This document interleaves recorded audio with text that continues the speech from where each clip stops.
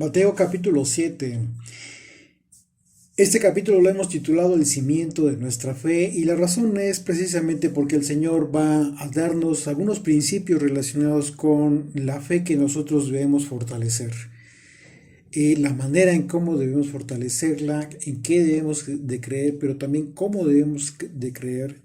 Y el Señor nos va a dar unos principios importantísimos para poder ser formados.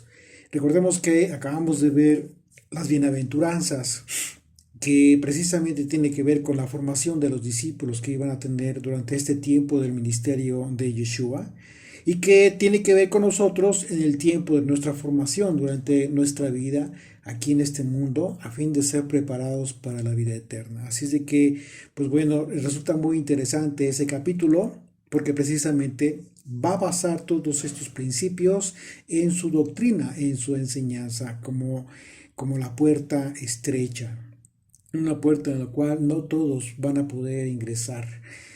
Dice desde el versículo 1 de Mateo capítulo 7, por favor si me acompañan en sus Biblias, dice, no juzguéis para que no seáis juzgados, porque con el juicio con que juzgáis seréis juzgados, y con la medida con que medís os será medido.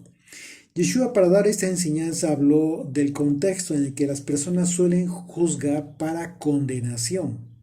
Lo que no es lo mismo cuando en ocasiones las personas dicen no juzgues, pero sin entender el sentido correcto de la enseñanza de Yeshua, con las correspondientes implicaciones o consecuencias, al no querer aclarar lo que está mal entre los que son del pueblo. Y eso pues no está bien, y bajo la expresión de no juzgues, el problema es que de repente ya las personas están consintiendo, solapando el pecado, eh, consintiendo transgresiones que incluso tienen por mandamiento de la Torá llamar la atención, exhortar.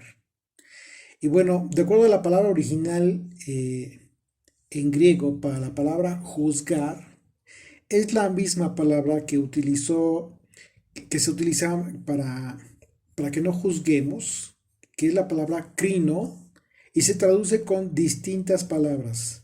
Eso es lo importante aquí, porque recordemos que al contexto de los pasajes que estamos analizando es la palabra que se utiliza, porque recordemos que los diccionarios nos proporcionan diversas palabras para una sola palabra en traducción. Así de que es importante también hacer esta aclaración, porque no necesariamente siempre es la misma palabra con la que se traduce un pasaje y con la que se traduce otro pasaje.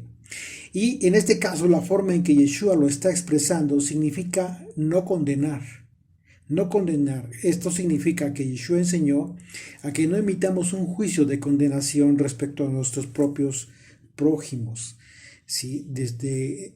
Y esto es fundamental. Aquí está la diferencia de no juzgar en otro sentido. Erróneamente podríamos llegar a emitir un juicio de condenación en el momento en que se le dice a alguien que le está sucediendo esto o aquello, porque seguramente es juicio de Dios. Hay que tener mucho cuidado, porque no necesariamente debe ser así.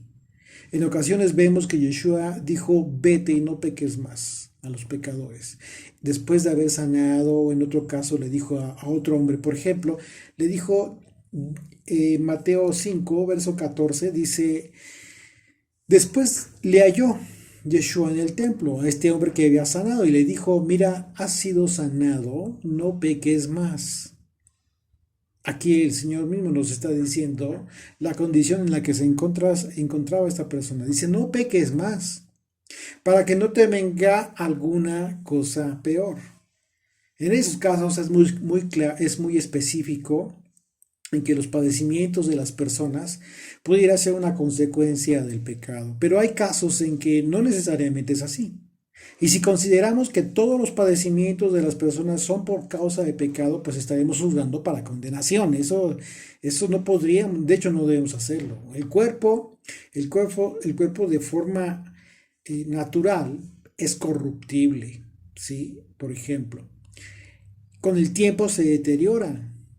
Y en ese transcurso, pues hay padecimientos físicos naturales. Así que a pesar de que tengamos todas las evidencias, a pesar de eso, a pesar de que estemos súper seguros de que se trata de un juicio de Dios, no debemos emitir un juicio así. Tengamos mucho cuidado. Eso no nos compete a nosotros, sino que lo que tenemos que hacer en su caso, pues es orar por esas personas.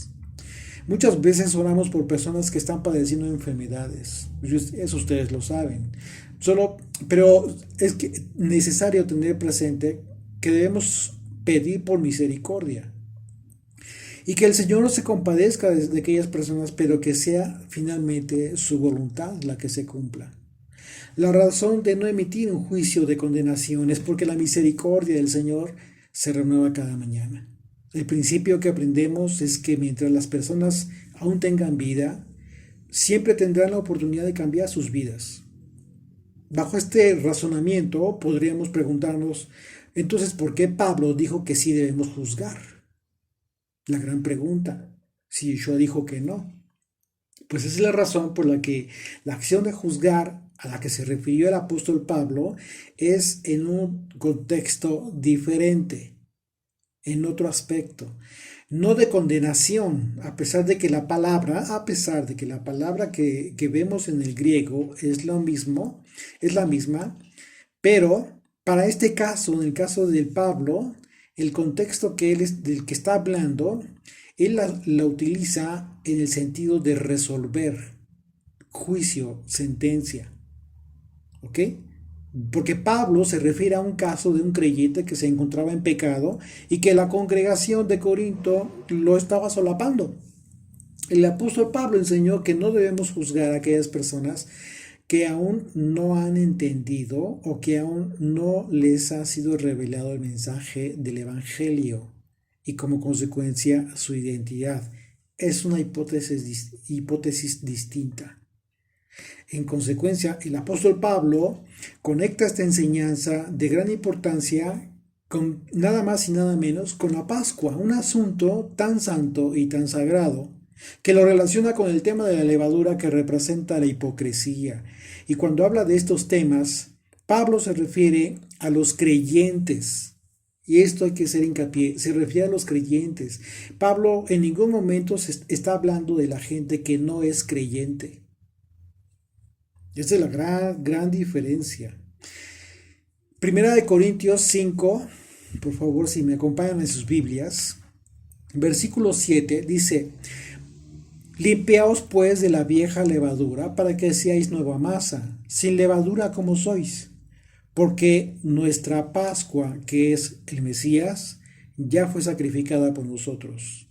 Así que celebremos la fiesta no con la vieja levadura, ni con levadura de malicia y de maldad, sino con panes sin levadura, es decir, sin hipocresía, de sinceridad y de verdad. Os he escrito por carta que no os juntéis con los fornicarios, pero dice, no absolutamente con los fornicarios de este mundo, es decir, no con todos los fornicarios, o con los ávaros, o con los ladrones, o con los idólatras, pues en tal caso sería necesario salir de este mundo. Eso no va a ser posible.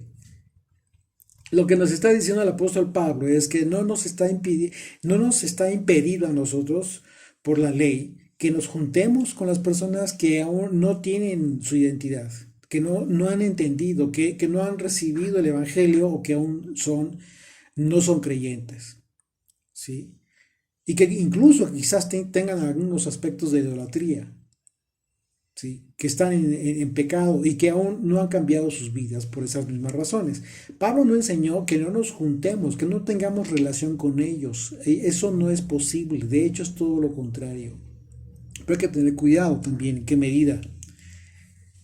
Continuamos ahí, fíjate lo que dice el apóstol Pablo, ahí en el verso 11 de Corintios. Dice, más bien os escribí que no os juntéis con ninguno que llamándose hermano fuere fornicario o avaro o idólatra o maldicente o borracho o ladrón, con el tal ni aún comáis. Entonces está peor la situación. O sea, en realidad sí está peor para quienes en un momento dado son de la fe y que están en este tipo de pecados. Está terrible. Porque lo que está diciendo el apóstol Pablo que es que son peor que que los incrédulos, tal cual.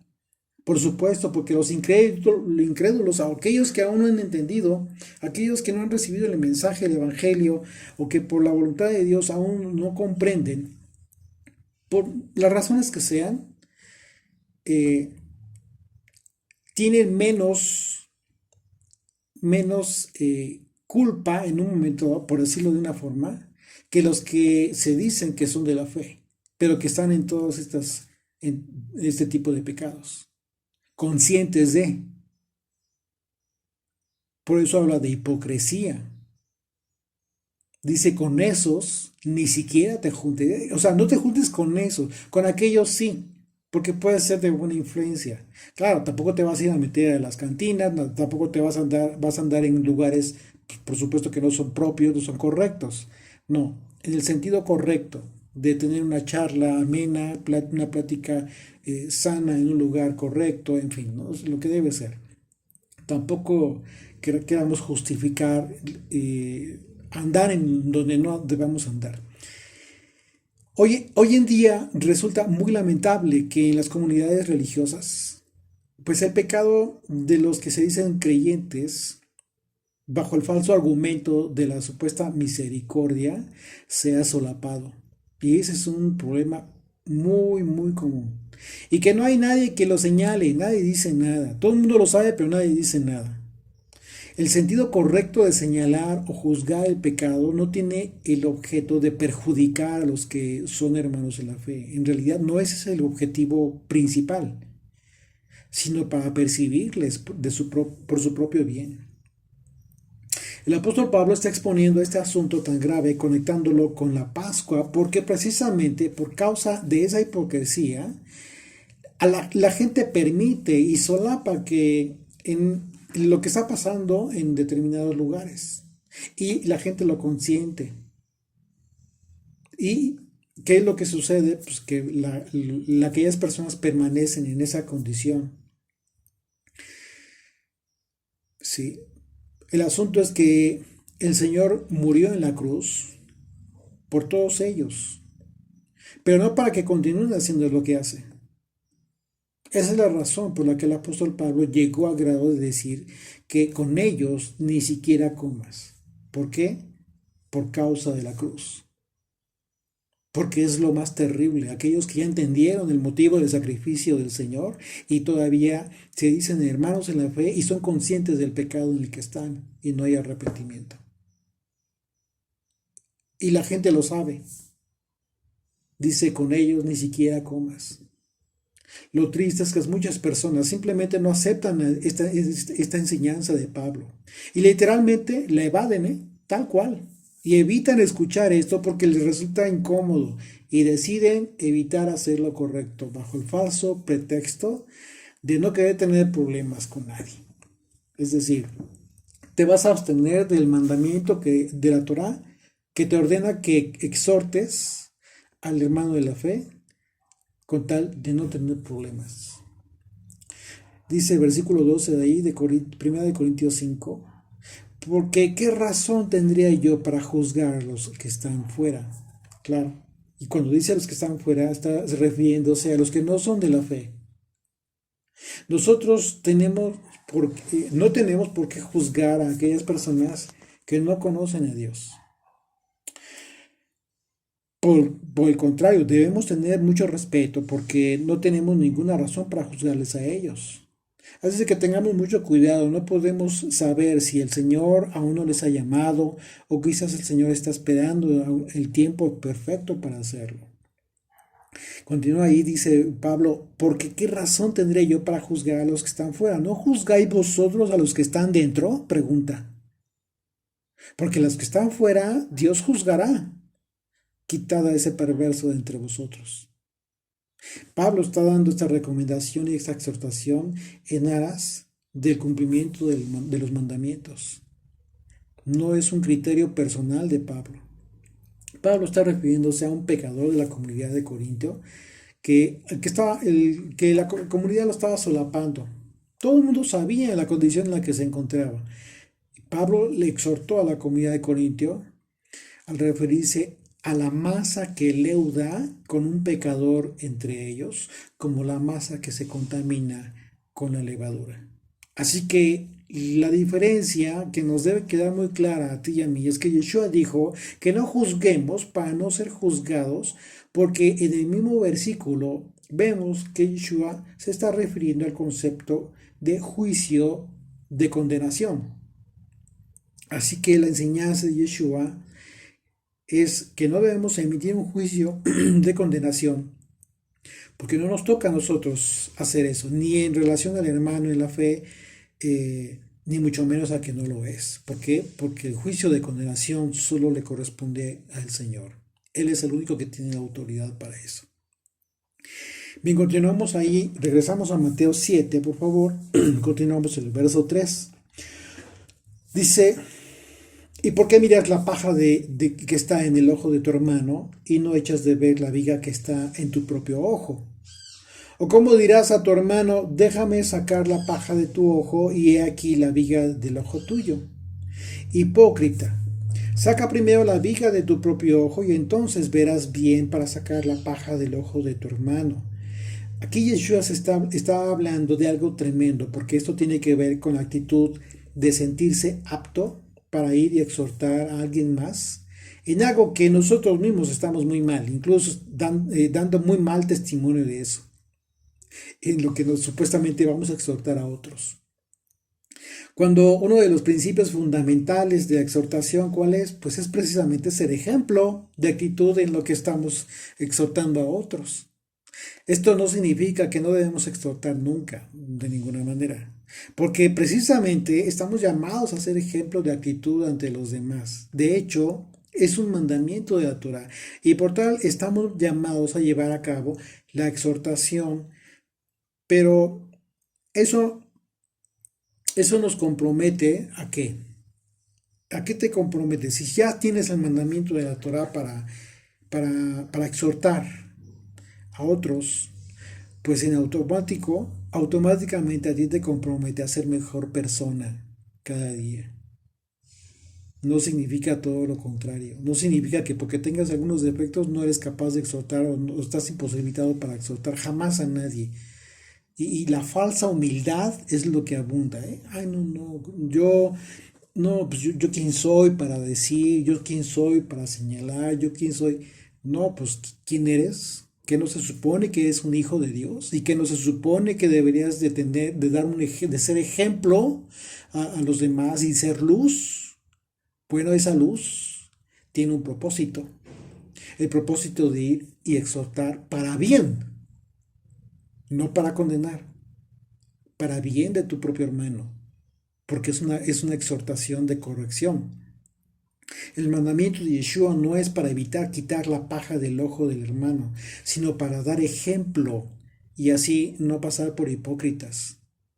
Yeshua nos enseña, ¿sí?, que para señalar a otros, primeramente debemos atender nuestros propios errores. Eso es muy correcto. Y con el fin de estar en una aptitud correcta de poder ayudar a mi hermano a cambiar algunos aspectos de su vida.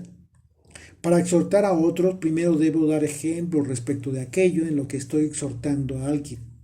Imagínense, imagínense que yo voy a exhortar a otro varón, padre de familia, a decirle que, pues a exhortarle, ¿no? Para que en base a la escritura, acerca de la responsabilidad que tiene como padre, de velar y de sustentar a su familia, porque veo que está fallando en ese aspecto, pero resulta que yo soy un irresponsable total con relación a mi familia, imagínense, pues como que mi exhortación está fuera de lugar. Lo primero que tengo que hacer es ser ejemplo en eso. ¿Y qué significa eso? ¿Que no voy a poder nunca exhortar? No, todo lo contrario. Significa que estoy obligado a mejorar, a ser mejor persona. La Torah tiene ese propósito en la vida de las personas. Estamos llamados a crecer como pueblo Y eso implica ser mejores personas cada día, todos, edificándonos unos a otros, orando unos por otros, pero no evadiendo las responsabilidades que tenemos, solo por el temor absurdo de decir, no quiero tener problemas. Vas a tener problemas si vas y exhortas a un gentil. Y más adelante Yeshua lo dice a continuación. Dice el versículo 6, dice, no deis lo santo a los perros, ni echéis nuestras perlas delante de los cerdos, no sea que las pisoteen y se vuelvan y os despedacen. Te van a perjudicar, te van a querer pegar. En el contexto bíblico, la expresión perros tiene que ver con gentiles, pero no en un sentido despectivo o ofensivo, no. Y esto lo he aclarado en muchas otras ocasiones, siempre vale la pena repetir la aclaración. ¿Por qué? Porque Yeshua habló de perros en el sentido de el instinto, aquellas personas que viven por instinto. Los hijos de Dios, ¿qué es lo que diferencia a los que son de Israel, los hijos de Dios, a los gentiles? ¿Qué es lo que les diferencia? Pues de que unos se rigen, llevan sus vidas bajo un gobierno, el gobierno de los mandamientos de Dios. No actúan por instinto, mientras que otros, los extranjeros, los gentiles, aquellos que son ajenos al Dios de Israel, ellos se guían por su propio instinto, el instinto de preservación, el instinto de supervivencia, etcétera, ¿no? O sea, como es un instinto bajo el cual viven los animalitos. Eso es natural. Es decir, viven en la carne, reaccionan totalmente en la carne, pero no meditan en sus reacciones, no piensan en lo que van a hacer, no consideran antes de reaccionar si es lo que le agradaría a Dios en base a su voluntad, a su ley, a sus mandamientos. Eso es lo que hace la diferencia. Por eso dice el Señor, no des a los, voy a leer nuevamente el versículo 6, no des lo santo a los que no conocen, no tienen temor de Dios, ni eche vuestras perlas delante de aquellos, igual, otro término, otro concepto igual de los cerdos, tiene que ver igual con animales, no sea que las pisoteen. Así es de que en el contexto bíblico, esta expresión de perros, pues tiene que ver con estas personas, con gentiles, personas que no conocen a Dios y al no tener este temor reverente de Dios, son personas que cuando son exhortados, ¿qué es lo que sucede? Pues lejos de apreciar la exhortación, se enojan y pueden incluso agredirte, ofenderte, quizás verbalmente, no aceptan. Esta es la razón por la que Yeshua enseña a no juzgar para condenación. Porque como dijo Pablo, debemos juzgar a los que son de la fe, pero no a los que no lo son. Quienes encajan en la hipótesis de la calificación de perro, a final de cuentas, ¿qué es lo que nos dice, lo que nos dice Pablo en la carta a los Corintios que leímos? Ya en su momento el Señor se encargará de ellos.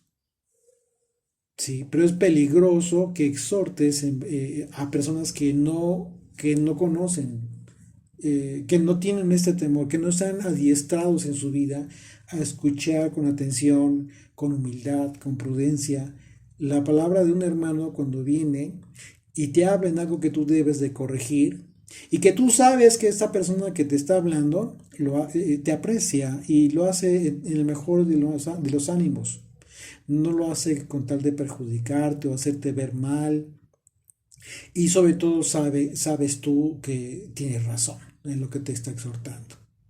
Una vez más, dijo Pablo, porque qué razón tendré yo para juzgar a los que están fuera. Unos no van a entender tu exhortación. Dice, no juzgáis vosotros a los que están dentro, porque los que están fuera Dios juzgará. En ese sentido, lo santo de lo que está hablando Yeshua es el buen consejo. Y la buena palabra y las perlas son los mandamientos del Señor. Continuamos, en el verso 7 dice, veí de Mateo 7, pedid y se os dará, buscad y hallaréis, Llamad y se os abrirá. Porque todo aquel que pide recibe, y el que busca halla, y al que llama se le abrirá. ¿Qué hombre hay de vosotros que si su hijo le pide pan, le dará una piedra? O si le pide un pescado, le dará una serpiente. Pues si vosotros, siendo malos, sabéis dar buenas dádivas a vuestros hijos, cuánto más vuestro Padre que está en los cielos dará buenas cosas a los que le pidan. Así que todas las cosas que queráis que los hombres hagan con vosotros, así también haced vosotros con ellos. Porque esto es la ley y los profetas. Cuando tú pidas al Señor entendimiento de su palabra, pues el Señor te la va a dar. Pero siempre que tu oración vaya alineada a los preceptos más elementales del reino, no puedes ir en contra. ¿Cuál sería el sentido espiritual, por ejemplo, de pedir al Padre un auto nuevo o una casa nueva?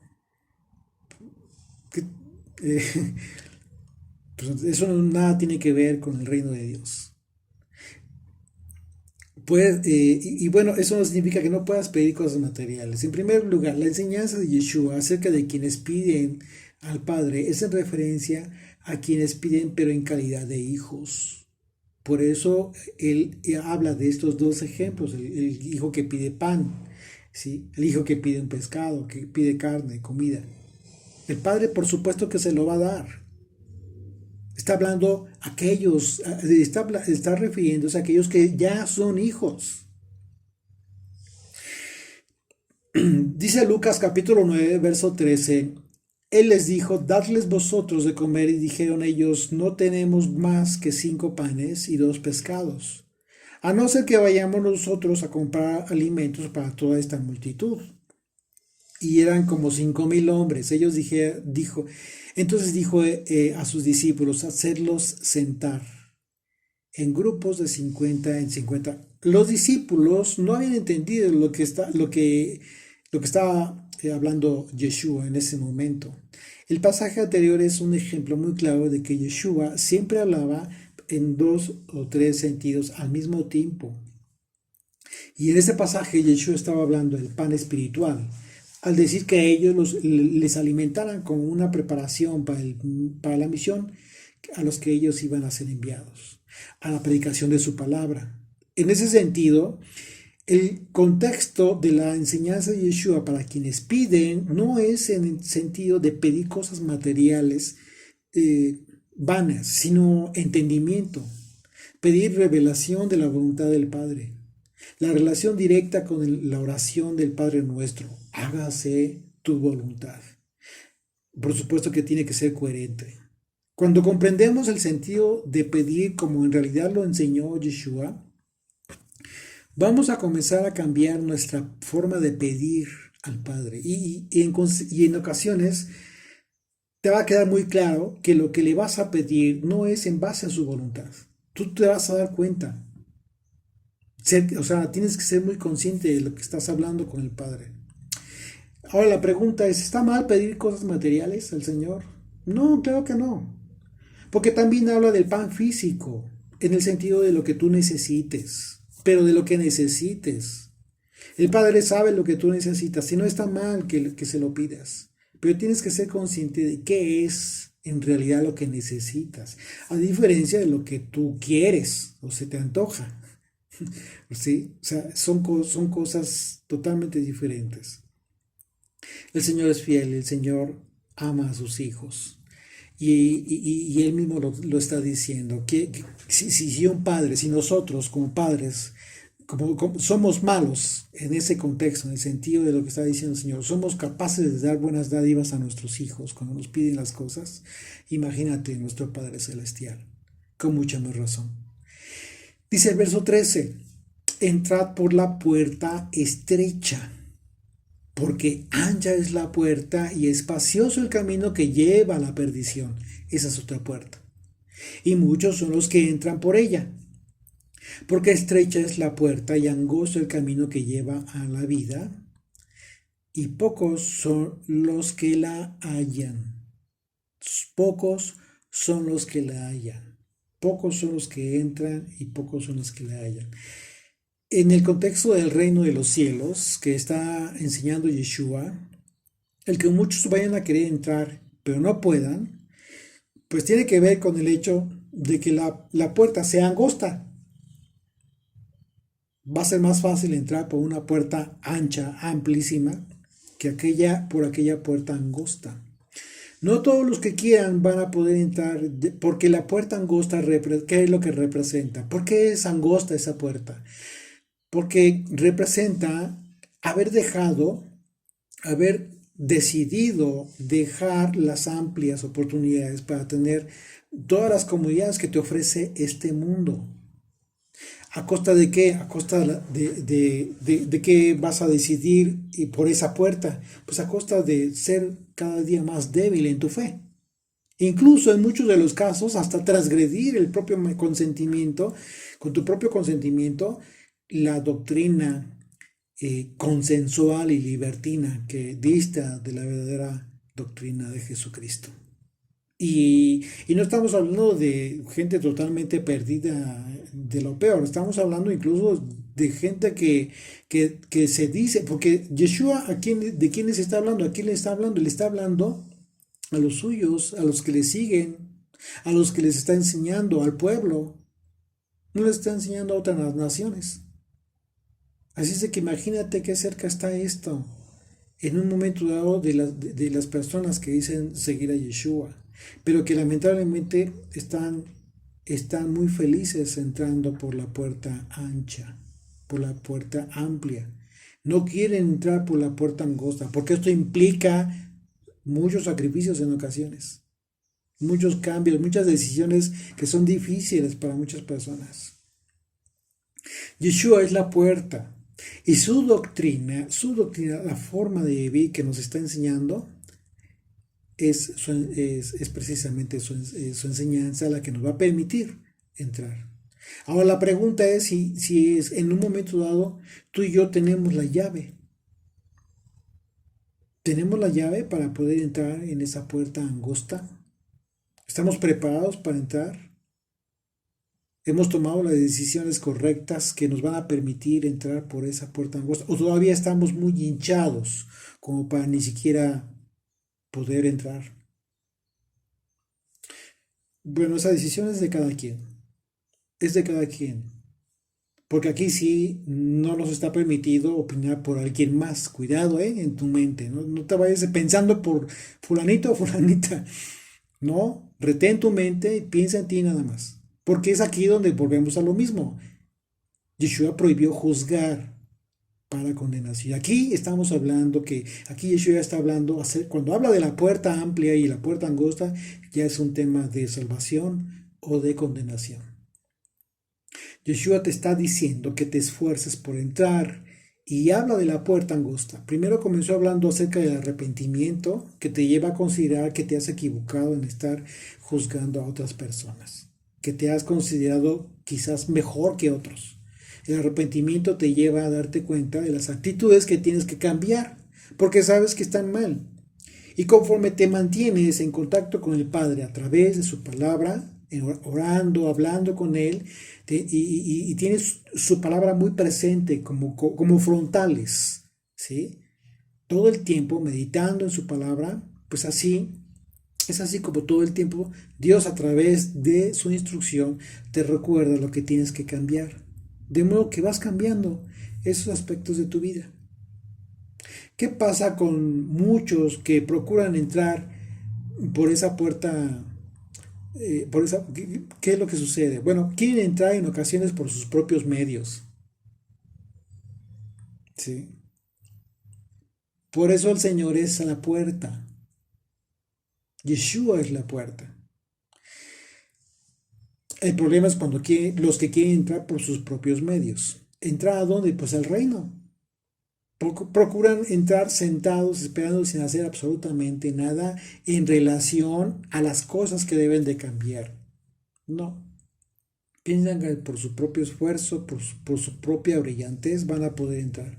Por supuesto que Dios es poderoso para hacer una obra sobrenatural, eso lo sabemos en las personas.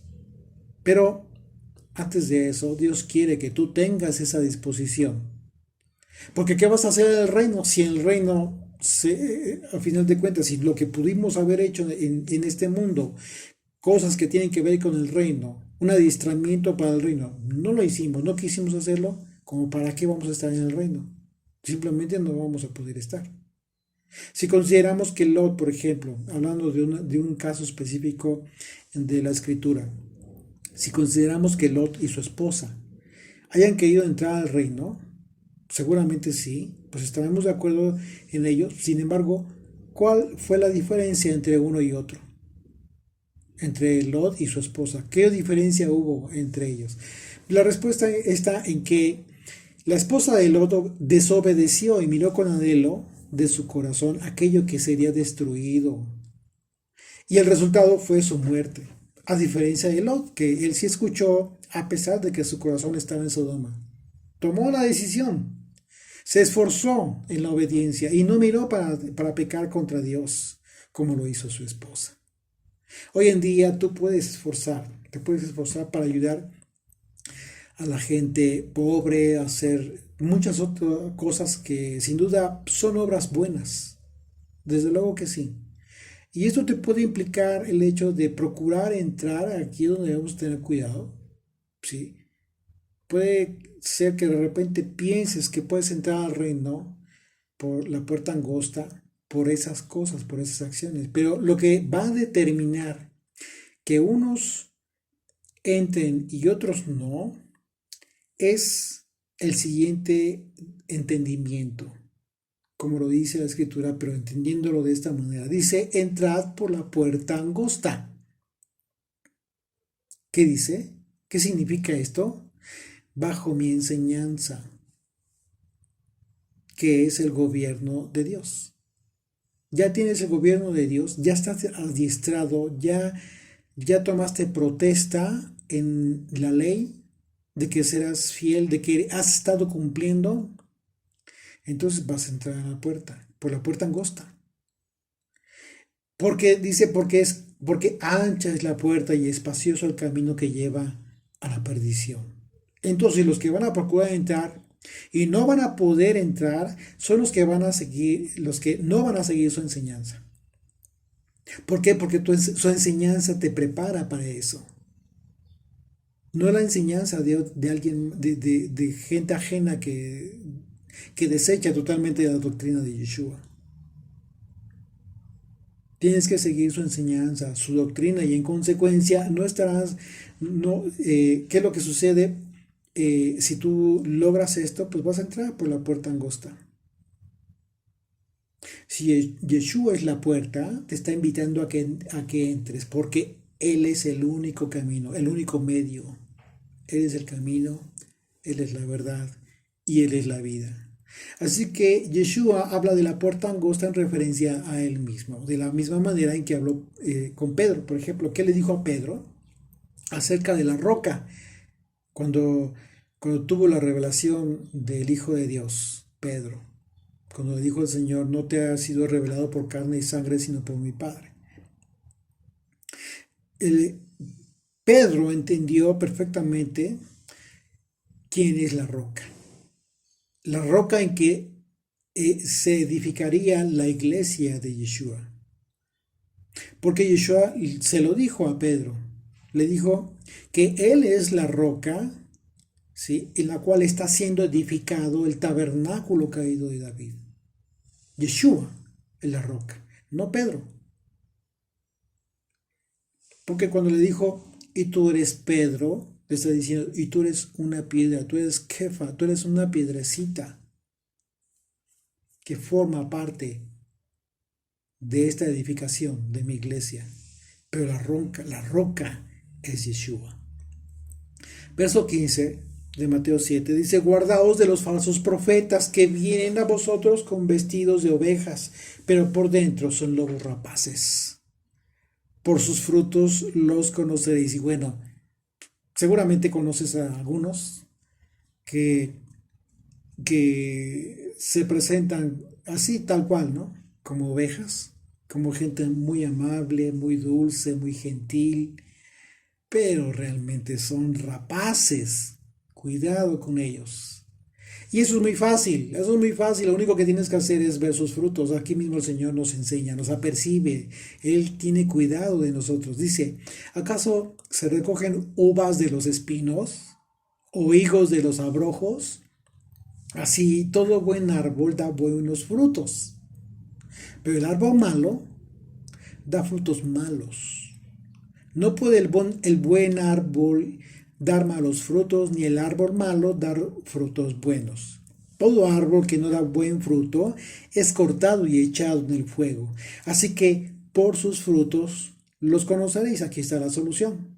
¿Qué es lo que tienes que hacer? Bueno, no está mal que escuches a quien tú quieras, a quien tú decidas escuchar, pero tienes que conocer sus frutos. Este principio que nos está enseñando el Señor es importantísimo, porque el Señor nos advierte que en realidad no importa cuánto o cómo hablen las personas que te comparten de la palabra de Dios. Satanás conoce la Biblia. Así es de que no te sorprenda eso. El conocimiento que te va a dar la salvación y que te va a permitir agradar a Dios, el Señor te lo va a dar. Y eso no significa que no sea correcto que escuches a quien tú quieras, a quien tú decidas escuchar para recibir enseñanza. Toda enseñanza se agradece y yo siempre lo he dicho. Toda enseñanza se agradece. Pero no te quedes con eso. El Señor nos está advirtiendo aquí, así que por sus frutos los conoceréis. Ya nos está dando la solución. Ya no podemos después de echarle la culpa a fulanito, fulanita que me hizo esto, que me hizo aquello. No, perdón, pero tú tuviste la culpa. Tuviste tiempo de conocer sus frutos y tuviste toda la oportunidad de tomar a tiempo decisiones. Si seguías escuchando, compartiendo determinadas cosas de aquellas personas de las cuales finalmente te diste cuenta que no tenían buenos frutos. La palabra de Dios es espiritual y por ello debemos estar atentos a los frutos de las personas que nos enseñan de la palabra de Dios. Y la razón es porque si bien es cierto que estamos siendo instruidos para ser discípulos, estudiantes, aprendices del maestro, también es cierto que es válido escuchar y obedecer lo que en ocasiones nos dicen las personas que enseñan la Biblia. ¿Sí? Porque hay quienes se constituyen como guías de muchos. Eso es muy cierto. Tampoco vamos a menospreciar el trabajo loable de muchas personas que tienen buenos frutos, que tienen buen testimonio. Por esa razón, Yeshua, preocupado por las ovejas, nos dio esta advertencia. Los frutos de quienes predican la palabra son visibles. Y las personas que los conocen y conocen cómo viven, saben perfectamente si pueden o no recibir de esas personas. ¿Por qué? Porque la palabra es espiritual. No importa cuánto consideres, cuánto pueda sorprender una persona. Hay gente súper brillante, teólogos súper brillantes, excelentes teólogos, pero no creen en Dios. Son teólogos, son gente que te habla te puede hablar de muchas religiones de todo del mundo, son personas súper brillantes, pero eso no significa que ellos tengan que ver con tu fe. Por ejemplo, ¿no? Es lo mismo, o sea, hablando de quienes en un momento dado comparten la palabra de Dios, pero que en el espíritu están corrompidos. Están metidos en fraudes, en engaños, en robos, etcétera. Así que, en ese mismo sentido, a continuación el Señor habla de todos, pero incluyendo principalmente a aquellos que denominó como profetas, por hablar de la palabra de Dios. Y aquí te lo voy a demostrar. Te voy a demostrar que Dios está hablando de estas personas precisamente, que ha dedicado incluso tiempo, mucho tiempo en instruirse, ser brillantes. Es decir, aquellas personas que enseñan la palabra y va a hacer aquí el Señor una diferencia radical entre quienes efectivamente dan frutos dignos del Señor y los que son falsos profetas, como lo dijo en líneas atrás. Fíjate, dice el verso 21, no todo el que me dice Señor, Señor entrará en el reino de los cielos, sino el que hace la voluntad de mi Padre que está en los cielos. Muchos me dirán en aquel día, Señor, Señor, ¿no profetizamos en tu nombre? Y en tu nombre echamos fuera demonios, fíjate. Y en tu nombre hicimos muchos milagros. Y entonces les declararé, nunca os conocí, apartaos de mí, hacedores de maldad. Wow, wow. ¿Quién hubiera imaginado, no? Aquí Yeshua está confirmando lo que comentamos, lo que acabamos de comentar. No importa cuánto hable o cómo hable la persona que enseña la palabra de Dios, porque el texto dice que muchos profetizan en el nombre de Yeshua. Y no solo eso, sino que echan demonios. O sea, hacen milagros, literal, y las personas dicen, ¿qué es lo que dice la gente? Los congregantes de aquellas iglesias, congregaciones, aquí está la presencia de Dios. O sea, súper seguros, ¿no? O dicen, no, la presencia de Dios está en esta persona. Sin embargo, por cuanto no dieron buenos frutos en sus vidas, no hicieron la voluntad del Padre en los cielos, a ellos les va a decir hacedores de maldad. Y te voy a decir por qué. Porque no importa cuánto hablen y cuánto digan, habrá mucha gente que escuche y quizás reciba y aprenda muchas cosas. Pero por cuanto ellos mismos en sí mismos hicieron lo que hicieron aquellos líderes judíos cuando el Señor dijo al pueblo, lo que les digan cuando lean a Moisés, háganlo. Pero no hagan lo que dicen, ¿sí? O sea, fuera de la ley de Moisés, porque ellos ni siquiera lo cumplen, ni siquiera lo hacen. Es exactamente lo mismo. Aquellos que hoy en día hablan, predican la palabra de Dios, hablan de la familia, hablan de los hijos, hablan de la esposa, hablan de, etcétera. O sea, muchas cosas que tienen que ver con frutos de forma directa, pero que está de la patada a su familia, por ejemplo. En el caso de un servidor, mis frutos más inmediatos que ustedes pueden conocer y que muchos conocen, pues es mi familia. Es lo primero. ¿Qué nos está diciendo aquí el Señor? Todos somos iguales. No hay, no hay otros mejores que otros. El Señor lo dijo, no se hagan maestros entre ustedes, porque ustedes son hermanos. Lo que les dijo a los apóstoles, ustedes son iguales y son susceptibles de caer en los mismos errores que cualquiera. No están exentos. Entonces, por cuanto que la palabra de Dios es espiritual, tiene mucho que ver acerca de lo que te dicen y cómo te lo dicen. Recordemos el engaño de la serpiente a Eva. Le dijo verdad, pero con mentira, con una pequeña y muy sutil mentira, con que no puedes comer de los árboles del Edén. Efectivamente el Señor dijo eso, pero omitió algo la serpiente. Dijo, ¿qué fue lo que sucedió? No, dijo Eva, le corrigió, ella sí sabía, le recordó el mandamiento. No, sí podemos, solamente de uno no podemos comer. Ah, pero sobre eso se va y así va. Se fue metiendo cada vez más sutilmente. Es así lo que sucede, eso es lo que sucede con aquellos que en un momento dado te comparten palabra de Dios, pero que al ser espiritual, quien te la comparte en un momento puede traer ya una enseñanza contaminada, que es precisamente lo que sucede hoy en día con muchísima enseñanza mezclada de la palabra de Dios, la enseñanza de Yeshua, pero al mismo tiempo te meten temas de la tradición judía. Eh, y por supuesto que tiene muchos propósitos, ¿no? El sorprender a la gente, de repente, una debilidad que tienen las personas de manera muy natural es sorprenderse en cosas nuevas, ¿no?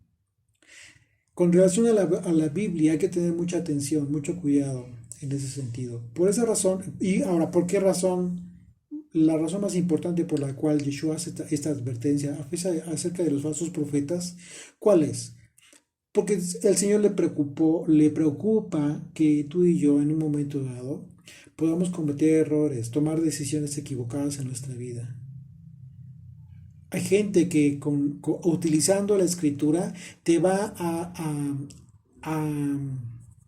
sugerir tomar decisiones que te impliquen el gran error de tu vida.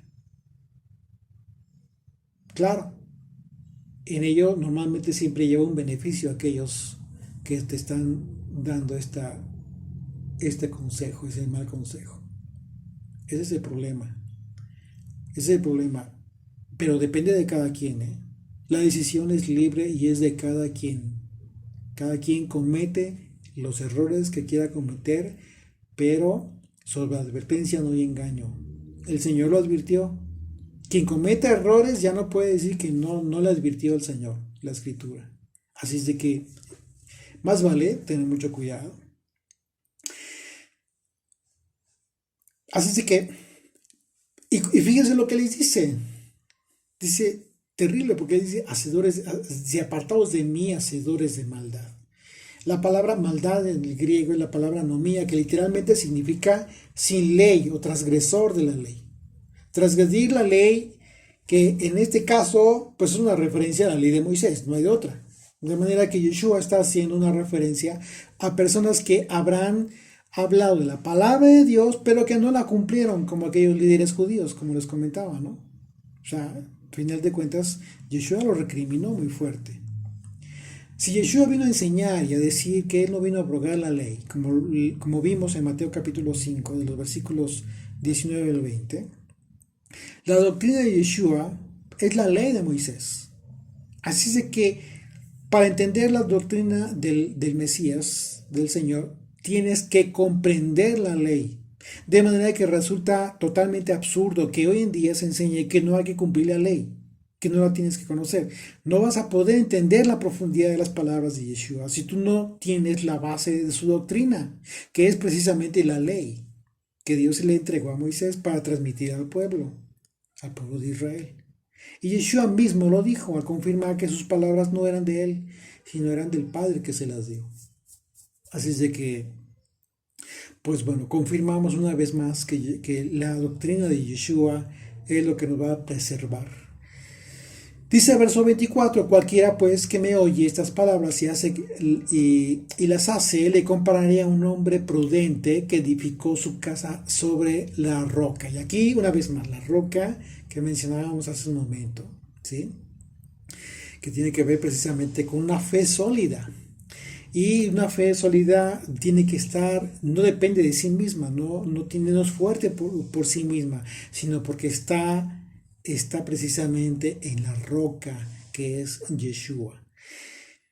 Una vez más, verso 24, cualquiera pues que me oye estas palabras, está hablando de todos los principios que acaba de decir, de todas estas advertencias, de todos estos consejos que nos está dando el Señor. Dice, cualquiera que me oye estas palabras y las hace, le compararé a un hombre prudente que edificó su casa sobre la roca. Descendió la lluvia y vinieron ríos y soplaron vientos y golpearon contra aquella casa y no cayó. ¿Por qué? Porque estaba fundada sobre la roca. El aspecto simbólico espiritual de la lluvia y los vientos tiene que ver con todo aquello que pueda hacer que tu fe decaiga, incluso la falsa enseñanza. Pero por cuanto que tu fe está fundada, ¿sí?, en la doctrina sobre la roca que es Yeshua, por eso tu fe no se moverá. Verso 26. Pero cualquiera que me oye estas palabras y no las hace, aquí ya no hay excusa, le compararé a un hombre insensato que edificó su casa sobre la arena. Y descendió lluvia y vinieron ríos y soplaron vientos y dieron con ímpetu contra aquella casa y cayó. y fue grande su ruina. Cuando terminó Yeshua estas palabras, la gente se admiraba de su doctrina porque les enseñaba como quien tiene autoridad y no como los escribas. Imagínate a qué nivel de incredulidad y de falta de autoridad ya estaba la imagen de los líderes de Israel en aquel entonces. Así que la invitación y exhortación que nos hace Yeshua es para que hagamos las cosas buenas que hemos escuchado de Él. Porque para eso murió en la cruz, para que escuchemos sus palabras y así hagamos conforme a la voluntad de un Padre que ama a sus hijos, porque en esto se agrada el Padre. En la honra que nosotros como hijos le demos al que es primogénito de nuestro Padre.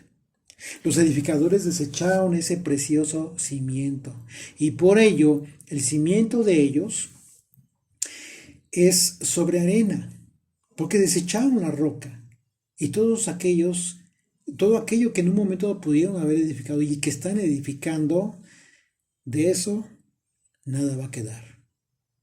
Hablando de ellos, Yeshua les dijo, ¿nunca leíste en las Escrituras? La piedra que desechaban los edificadores ha venido a ser cabeza del ángulo. El Señor ha hecho esto y es cosa maravillosa a nuestros ojos. Por tanto os digo que el reino de Dios será quitado de vosotros y será dado a gente que produzca frutos de él.